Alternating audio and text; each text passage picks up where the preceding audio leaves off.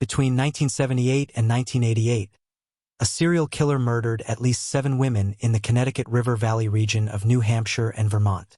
The criminal was never identified. In the late 1970s, a sinister shadow began to loom over the tranquil Connecticut River Valley, an area known for its natural beauty, picturesque small towns, and close-knit communities. Everything changed when a series of brutal murders began to occur. During this period, at least 7 women were found dead under mysterious circumstances. The crimes were as bizarre as they were disturbing, and it soon became clear that a predator was on the loose. What made the case even scarier was the feeling that the killer knew the region well and knew how to move around unnoticed. The Connecticut River Valley, surrounded by dense forests and cut through by serene rivers, seemed like the perfect setting for a thriller. However, for the families of the victims and local residents, this idyllic landscape turned into a nightmare. Fear gripped the population, and no one knew who the next victim might be. The first victim was found in 1978. Her body was abandoned in a remote area, and signs of violence were evident. As the years passed, other women shared the same tragic fate. Each new discovery increased the pressure on authorities to capture the killer. Despite the investigations, the criminal always seemed to be one step ahead. He left few clues, and those that remained were difficult to interpret. The modus operandi varied slightly in each case, making it hard to establish a clear pattern. The Connecticut River Valley is a region marked by contrasts. During the day, its bucolic landscapes convey peace and tranquility. At night, however, isolated areas can become dark and dangerous places. It was in this environment that the killer found his hunting ground. The authorities faced enormous challenges during the investigations.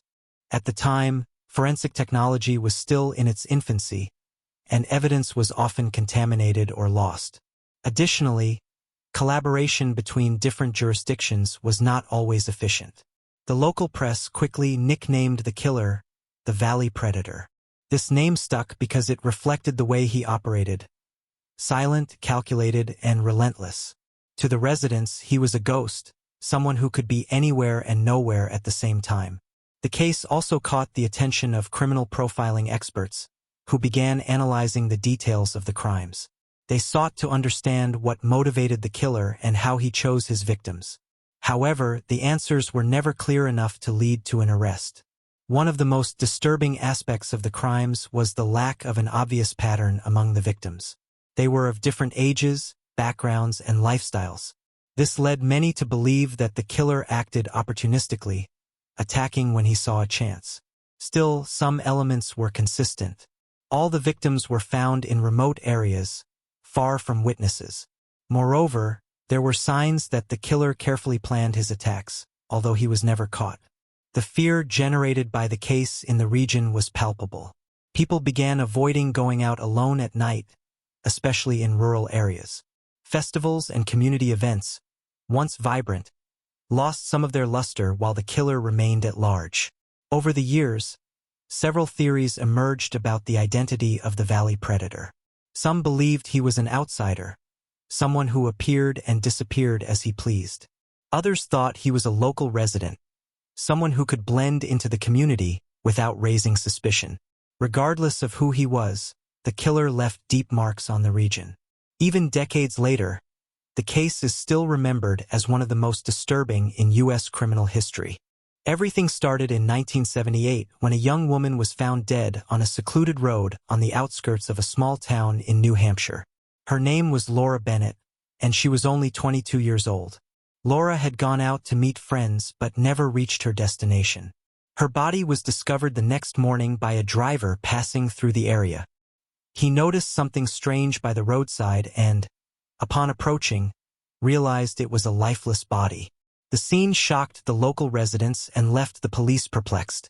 During the autopsy, the medical examiners identified signs of extreme violence. Laura had been beaten and strangled, and there were signs of struggle on her body. This suggested that she had tried to resist her attacker before being brutally murdered. Despite the police's hard work to find clues, few pieces of evidence were collected at the crime scene. At the time, forensic technology was still limited, and many crucial details ended up being lost or ignored. A few months later, another woman was found dead under similar circumstances. Her name was Margaret Hayes, a 30-year-old teacher who had disappeared after a night of shopping in a nearby town. Her body was abandoned on a rarely used forest trail. Margaret's case brought to light some similarities with Laura's murder.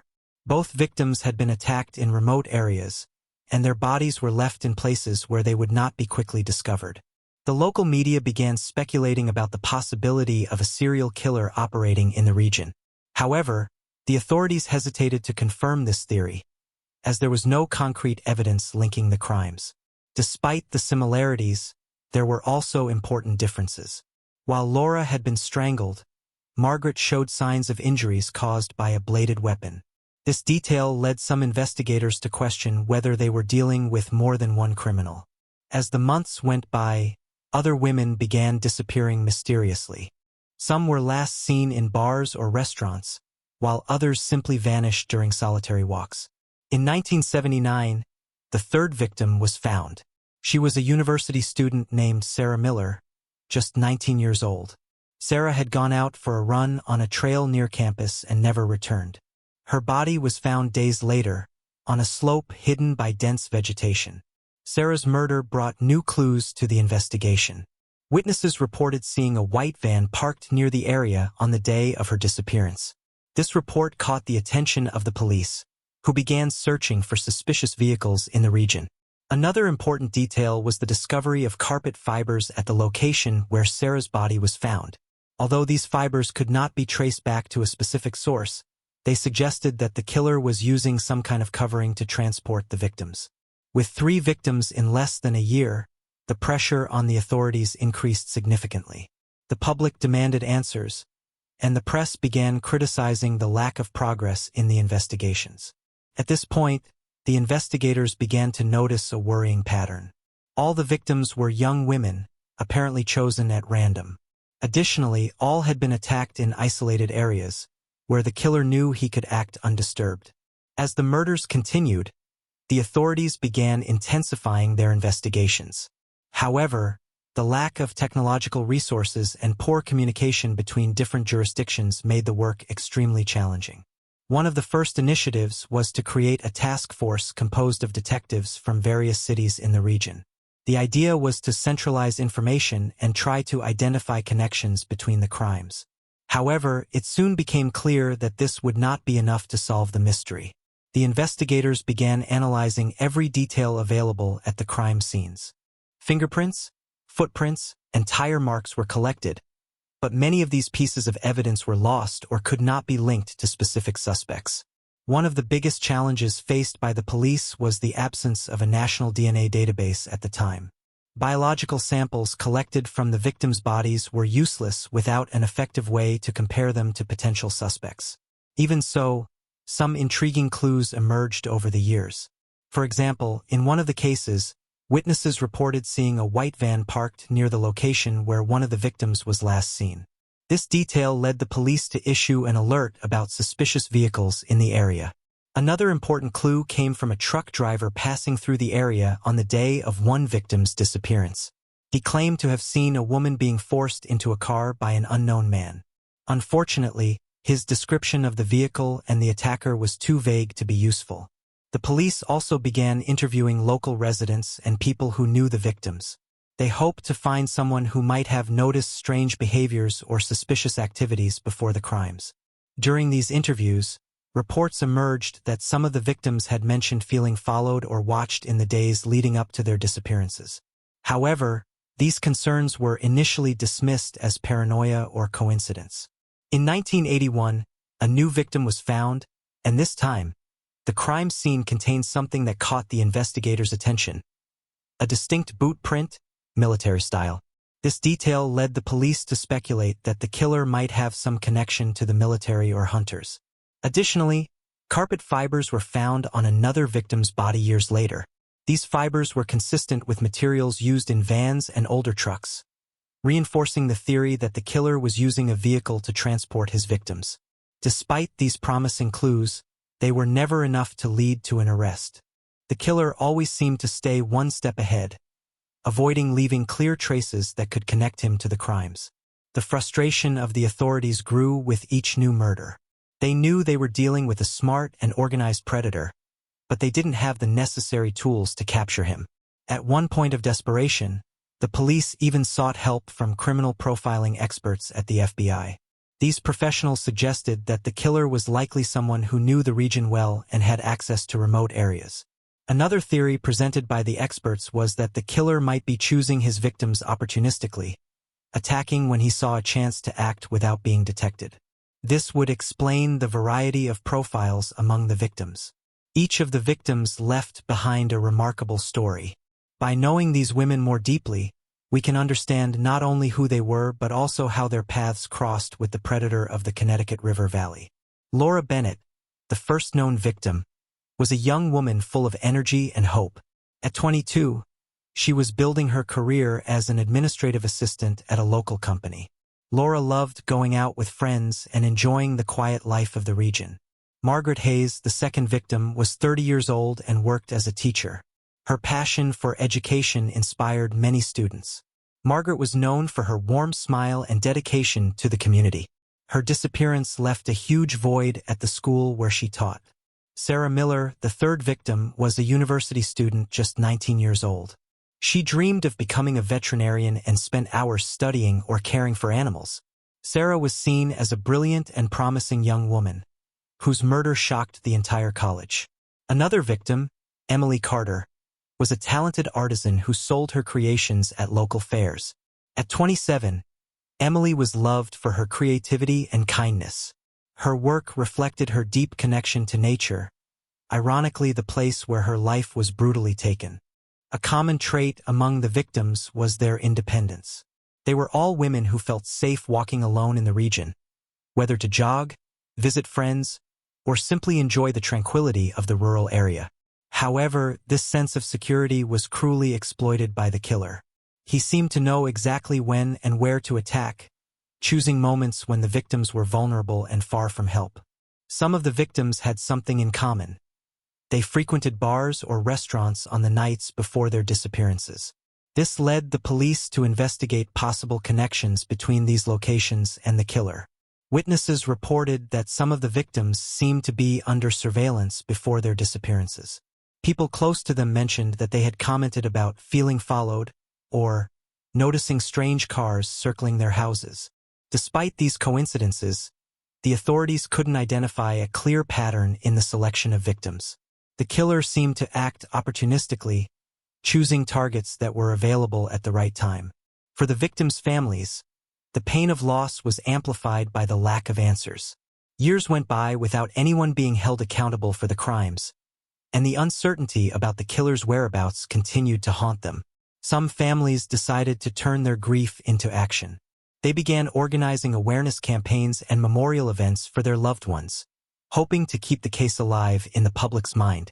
The names of these women should never be forgotten. Laura, Margaret, Sarah, Emily, and other victims represent much more than numbers in a police file. They are reminders of stolen lives and an unsolved mystery that still seeks resolution. By understanding who these women were, it becomes easier to comprehend the devastating impact of the crimes. They weren't just anonymous victims. They were daughters, sisters, friends, and colleagues who contributed to their communities in unique ways.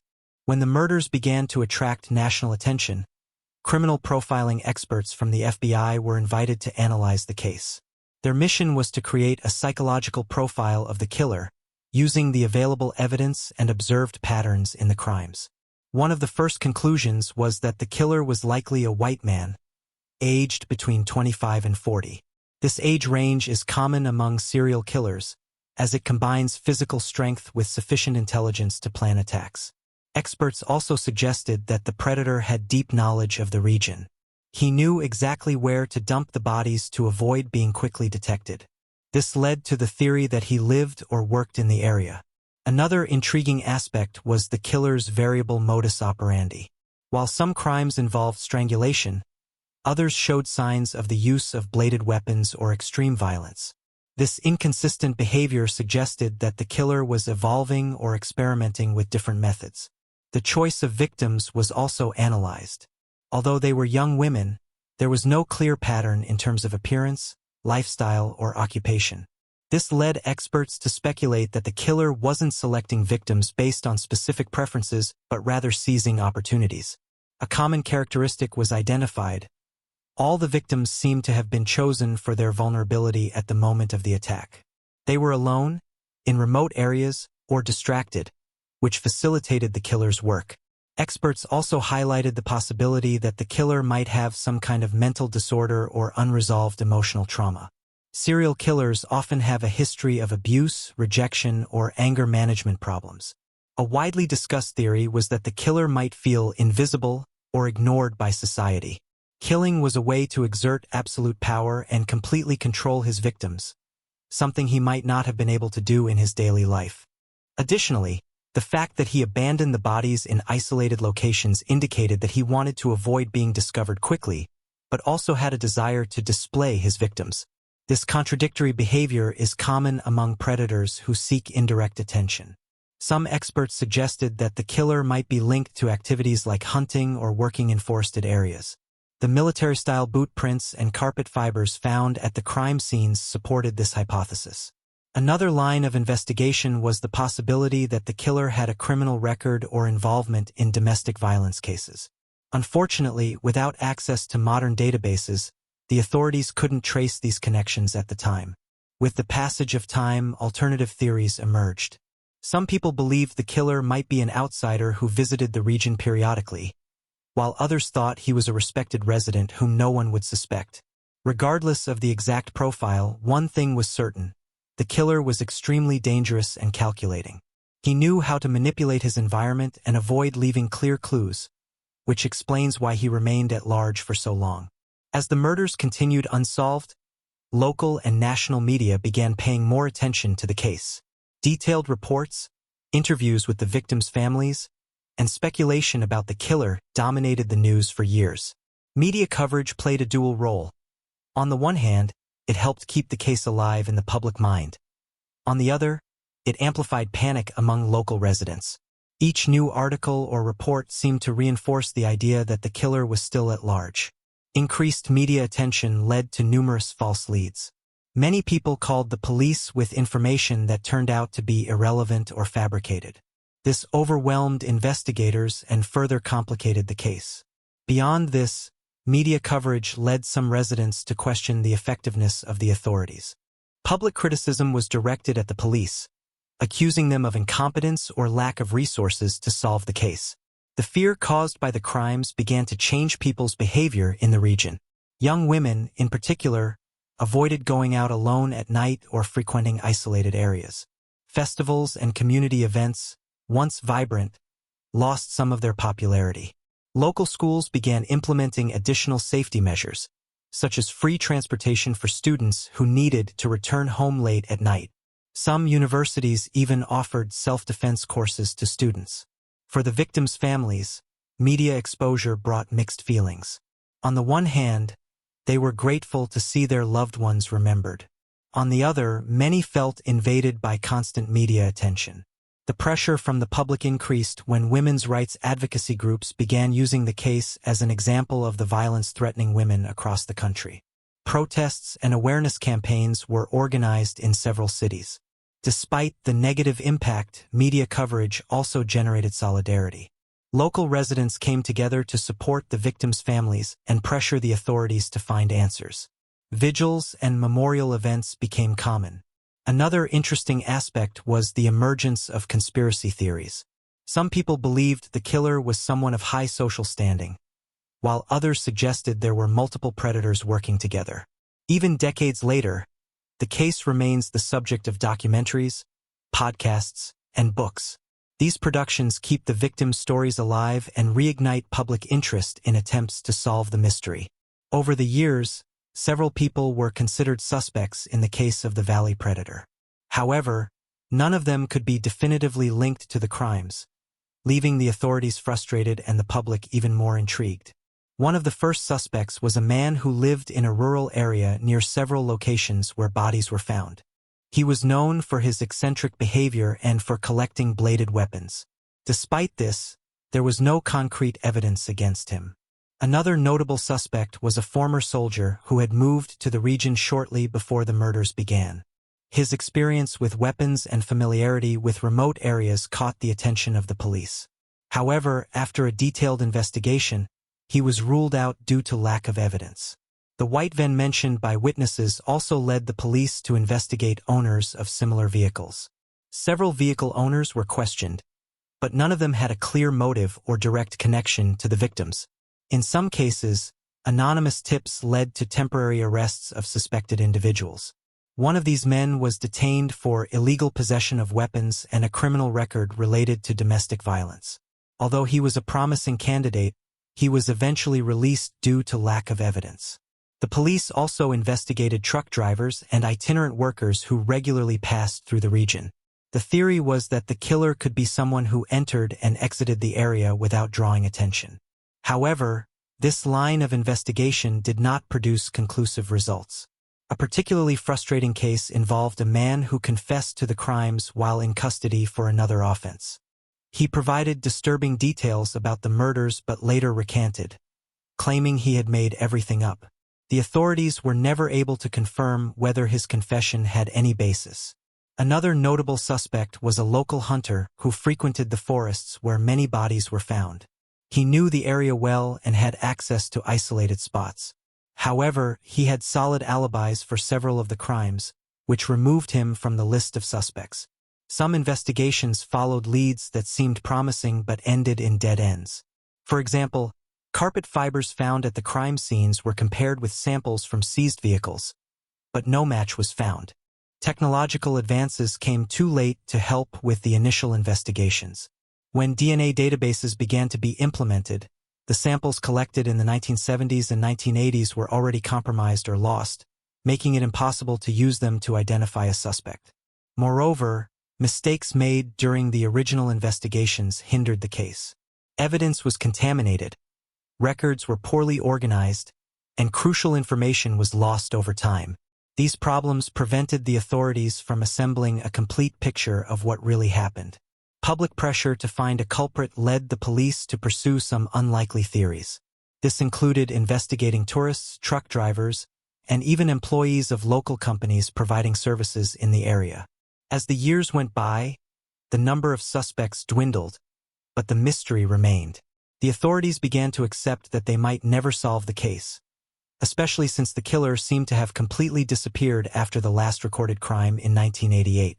Even so, the case was never officially closed. Files remain open, and new technologies are applied whenever possible in the hope of finding answers. The victims' families still await justice, even decades later.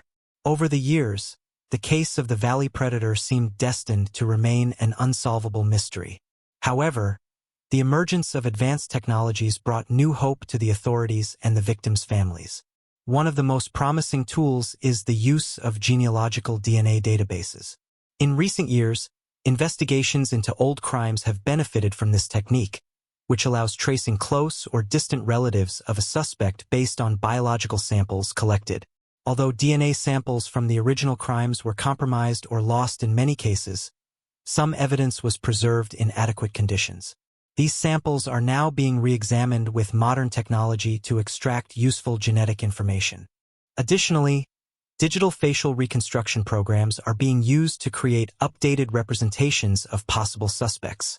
These images are shared with the public in the hope that someone might recognize the killer's profile. Another significant advancement is the use of artificial intelligence, AI, to analyze large volumes of data. Algorithms can cross-reference old information, such as police records, interviews, and witness descriptions, to identify patterns or connections that went unnoticed at the time. AI is also being used to examine old photographs and documents related to the case. In some instances, it has revealed details that were not previously visible, such as partially obscured license plates or physical characteristics of suspects. Collaboration between agencies from different states has also improved drastically. Today, information sharing systems allow police departments to compare data and work together more efficiently than was possible in the 1970s and 1980s. A recent example of success with modern technology was the resolution of another serial killer case in the United States. Using DNA analysis and genealogical databases, authorities identified the person responsible for crimes committed decades earlier. Inspired by these advancements, investigators in the Valley Predator case began revisiting old files and applying modern techniques. They are determined to ensure that no detail is overlooked. Interviews with witnesses were also resumed. Many people present during the time of the crimes are still alive and may provide new perspectives or information that wasn't considered important at the time. Documentaries and podcasts about the Valley Predator have also played an important role. By bringing the case back to public attention, they encouraged people across the country to contribute information or even volunteer for DNA testing. Despite these efforts, significant challenges remain. Much of the original evidence was lost or damaged, and some witnesses have passed away or cannot recall details clearly. Nevertheless, the authorities remain optimistic. For the victims' families, these advancements represent a chance to finally obtain justice. They hope that, with the help of technology, the killer's name will be revealed, and their lives may, in some way, find peace. The case of the Valley Predator left deep scars in the region, even decades after the last recorded crimes. For many residents, the fear that the killer might still be at large is a shadow that never fully disappeared. For years, the Connecticut River Valley was known both for its natural beauty and for the terror caused by the murders. The tranquility of the small towns was replaced by an atmosphere of distrust, especially among young women who felt vulnerable. Even today, stories about the predator continue to be told in bars, family gatherings, and community events. For some, these narratives are a tragic reminder of lost lives. For others, they are a way to keep the victims' memories alive. The case also influenced how local communities handle public safety. Free transportation programs, lighting in remote areas, and awareness campaigns became priorities to prevent similar tragedies from occurring again. Moreover, the case served as a clear example of the importance of technological advances in criminal investigations. If DNA databases and other modern tools had been available at the time, perhaps the killer would have been captured much earlier. For the victims' families, the legacy of the case is a mix of pain and hope. They carry the pain of the irreparable loss of their loved ones, but also maintain the hope that justice can still be done, even so many years later. Some of these families dedicated their lives to keeping the case alive. They organize vigils, create support groups, and pressure the authorities to continue investigating. For them, forgetting would be like abandoning the victims once again. The case also sparked important discussions about violence against women and the need to protect vulnerable groups. Women's rights organizations used the example of the Valley Predator to draw attention to issues like urban and rural safety. Another striking aspect is how the case inspired artists, writers, and filmmakers. Documentaries, books, and podcasts about the subject helped preserve the story and engage new generations in the search for answers. However, the persistent mystery also raises difficult questions. How does a society deal with crimes that are never solved? What is the psychological impact of living in a region where a serial killer might still be at large? For many, the case of the Valley Predator is a reminder that not all mysteries have solutions.